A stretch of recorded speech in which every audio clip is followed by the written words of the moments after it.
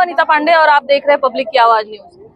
बीते दिनों हमने एक खबर दिखाई थी कि नाला सोपारा पूर्व के विजय लक्ष्मी नगर में जो 41 बिल्डिंगों का जो मुद्दा है वो किस तरीके से सुर्खियों में बना हुआ था, जिसके बाद जिस तरीके से उस पर तोड़क कार्यवाही का आदेश जारी किया और उसके बाद जिस तरीके से जनता सड़क पे उतरी और तमाम राजनीतिक पार्टियां उनके साथ में लोगों के साथ में सड़क पर उतरी। नगर पालिका में धरना प्रदर्शन भी किया गया, आंदोलन भी किया गया। तो कहीं ना कहीं जाके उसके बाद इन 41 बिल्डिंगों को न तोड़ने के लिए 30 सितंबर तक का समय दिया गया। फिलहाल उस पूरे मामले को लेकर सर्वपक्षीय जो राजनीतिक दल है उनकी ये दूसरी बैठक थी। इसमें क्या कुछ निकल कर आया है वो यहाँ की जनता से जानेंगे और यहाँ उन 41 बिल्डिंगों में रहने वाले जो लोग हैं, जो पीड़ित हैं, उनसे हम बातचीत करेंगे और जानेंगे कि ये जो दूसरी मीटिंग थी इसमें क्या कुछ निकल कर सामने आया और उन्हें क्या लगता है कि किस तरीके से आगे जो ये पूरी लड़ाई है वो लड़ी जाएगी। क्या कहना चाहेंगे जिस तरीके से ये लड़ाई कहीं ना कहीं अब लंबी होती जा रही है? शुरुआत तो हुई थी अकेले, लेकिन धीरे धीरे लोगों का साथ मिल रहा है। अब तमाम राजनीतिक पार्टियां भी निकलकर सामने आ रही हैं जो आप लोगों के साथ में खड़ी हैं। क्या कहना चाहेंगे? देखिए कैसा है, पहले तो हम लोग अकेले ही थे। अब तकरीबन आज से करीब 1.5 साल पहले भी नोटिस का सिलसिला चल रहा था। हमारे जो एरिया विजय लक्ष्मी नगर 41 बिल्डिंगों का उनका नोटिस आया हुआ था, लेकिन उस टाइम पर भी अभी तो सब पक्ष के पार्टी के लोग हैं, लेकिन उस समय भी कैलाश पाटिल काका इन सब के लिए लोगों के लिए खड़े थे। और आज तो सब पक्ष के लोग हैं। इनके मैंने अपनी पूरी ज़िंदगी में कैलाश पाटिल काका के जैसा इंसान मैंने नहीं देखा, क्योंकि उधर कोई भेदभाव नहीं है। छोटा हो, बड़ा हो, हिंदू हो, मुस्लिम हो, गरीब हो, अमीर हो, सबको इंसाफ दिलाने का काम कैलाश पाटिल काका कर रहे हैं। और हमारे साथ भी कंधे से कंधा मिलाकर अब से नहीं, तकरीबन 1.5-2 साल जो पहले सिलसिला चल रहा है बिल्डिंग जब से खड़े हैं। आज हमें इस बात की खुशी है कि आज सब पक्ष के पार्टी के लोग काका के साथ खड़े हैं, तो हमें बहुत खुशी है। और हम चाहते हैं कि आगे भी वो लोग हमारे साथ इसी तरह काका के साथ खड़े रहकर हमारी लड़ाई को आगे बढ़ाएं। अभी जो सितंबर के महीने की एंड के बाद डेमोनेशन का जो ऑर्डर है हाई कोर्ट का, उसको भी काका सुप्रीम कोर्ट में चैलेंज करने जा रहे हैं। तो हम यही उम्मीद करते हैं कि सब एरिया के लिए अच्छा ही होगा, क्योंकि काका एक ऐसी हस्ती हैं कि जिसके लिए खड़े हो गए तो उसकी नैया पार है। क्या कहना चाहेंगे? आपका भी घर है उस बिल्डिंगों में? मैम हमारा भी घर है, लेकिन इतने पहले जो बिल्डिंगें बन रही थी वो टाइम पे कोई देखा नहीं। अभी जो देख रहा है, अभी हम लोग गरीब लोग यहाँ पे आके खड़े होने, अभी हम लोग का घर ही तोड़ा जा रहा है। हम लोग कहाँ पे जाएंगे बताओ? रहने के लिए कहाँ पे रहेंगे? नहीं, जिस तरीके से स्टे मिला है 30 सितंबर तक का, उसके बाद जो तोड़क कार्रवाई अभी उसके पास अपने काका तैयारी, अभी काका सर हैं, सब कोर्ट भी लेके चल रहे हैं। जो करेंगे वो लोग भी करेंगे, हम लोग भी साथ में खड़े हैं।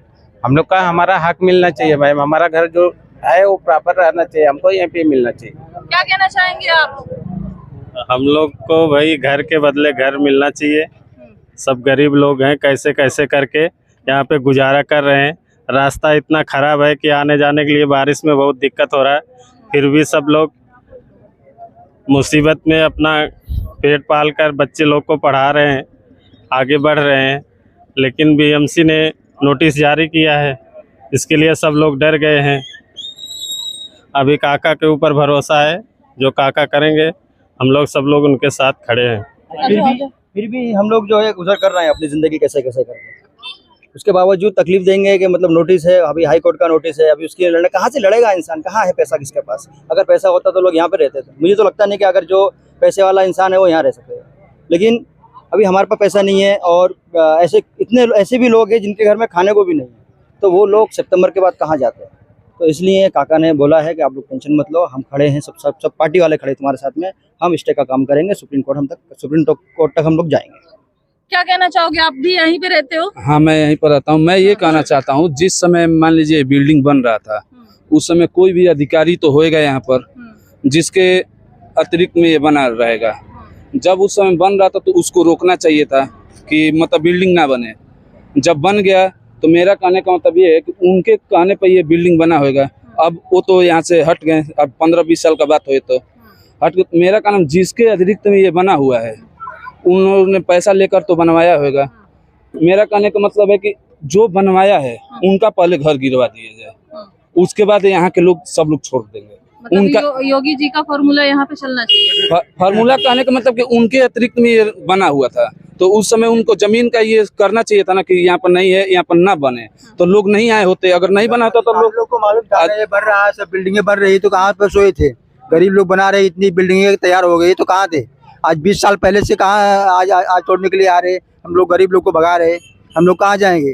काका, हमारे आपको नहीं लगता कि जिन बिल्डरों ने ये बिल्डिंग बांधी है, जब उनको सब कुछ पता होता है, जब एक बिल्डर किसी बिल्डिंग का निर्माण करता है तो उसको सब पता होता है कि कौन सी जमीन लीगल है, कौन सी जमीन अनलीगल है, कहाँ पे उसको बांधकाम करना है, नहीं कहाँ पे मैडम, नहीं करना। वो तो आप ऐसे बिल्डरों पे कार्रवाई नहीं होनी चाहिए। नहीं, आपकी बात बरोबर है, लेकिन जो अधिकारी लोग थे वो लोग कहाँ सोए थे। ये पैसा ले लेके बिल्डिंग बनवाए, आज 20 साल हो गया, कहाँ गए थे। गरीब लोग को अभी घर करवा रहे हैं अभी लोग। कि जो उस समय बनवाए थे उनको मालूम रहते हुए भी बनवाए हैं, तो पहले उनके ऊपर कार्रवाई होना चाहिए, उसके बाद यहाँ पर होना चाहिए। मैं यही बात क्या कहना चाहेंगे आप?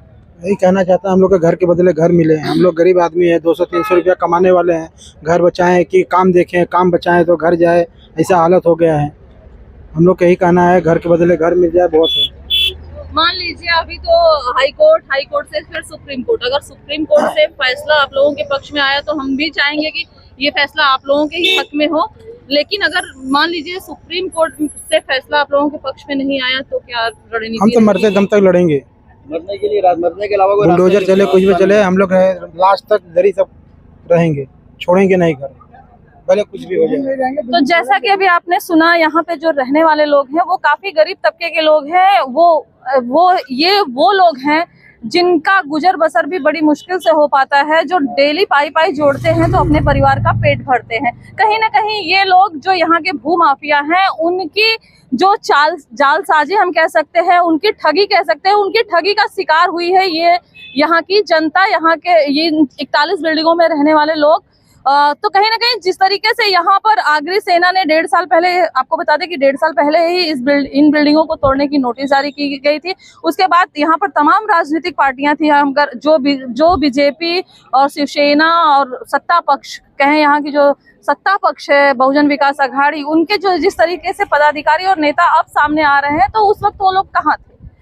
मुद्दा ये है कि 1.5 साल पहले जो इनकी लड़ाई थी, उस लड़ाई में की शुरुआत आगरी सेना ने की अगुवाई में हुई और धीरे धीरे आज कहीं ना कहीं आगरी सेना की अगुवाई में शुरू की गई है जो 41 बिल्डिंगों को बचाने की लड़ाई शुरू हुई थी, वो उसको अब यहाँ के तमाम राजनीतिक पार्टियों का साथ मिलता हुआ नजर आ रहा है। तो कुल मिलाजुलाकर अगर हम कहें तो कहीं ना कहीं ये राजनीतिक पार्टियां जो अब पीछे से आ रही हैं, तो वो भी कहीं ना कहीं अपना फायदा देख के आ रही हैं। अब आप कहेंगे कि ये फायदा कैसे, तो हम आपको बता दें कि जिस तरीके जब 17 साल पहले इन 41 बिल्डिंगों का निर्माण हो रहा था, तो महानगर पालिका बहुजन विकास अघाड़ी के अधीन थी।